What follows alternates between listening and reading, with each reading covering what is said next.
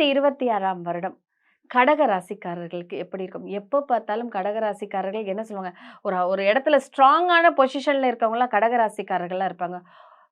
எத்தன ராசி இருந்தாலும் ஒரு வீட்ல கடக ராசிக்காரர் குழந்தையோ, ஒரு கடக ராசிக்காரர்கள் வீட்டு தலைவனாவோ இருந்தா, அந்த வீட்டில எல்லாருமே நல்லா இருப்பாங்கன்னு சொல்லிட்டு, கடக ராசிக்காரர்கள வந்துட்டு ஒரு கடவுள் மாதிரி சொல்லுவாங்க. இவங்க இருந்தா உங்களுக்கு வந்துட்டு ஒரு பாதுகாப்பு வளையம் மாதிரி இருக்கும் அப்படின்னு.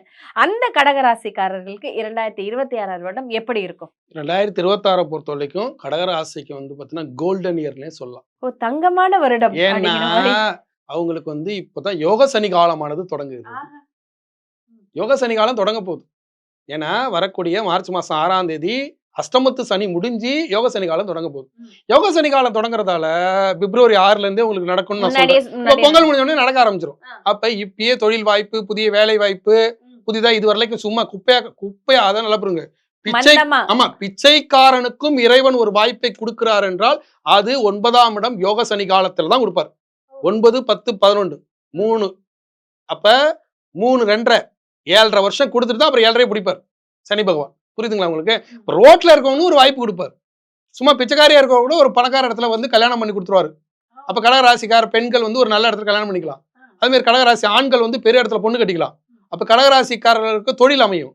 தொழிலை விரிவாக்கம் பண்ணும். நேற்று வரலைக்கு சைக்கிள் வாங்க கூட காசு இல்லாம இன்னைக்கு கார் வாங்கிட்டு போயிட்டு இருப்பான்.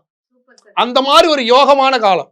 அதுல குரு பகவான் உங்க ஜென்மத்துல வரார். அதனால வரக்கூடிய பணத்தை முதலீடு பண்றதுல சிக்கல். கடன் அடைப்போமா தொழில தொடங்குமா அப்படி குழப்பம் ஒரு குழப்பமா வந்துடும்.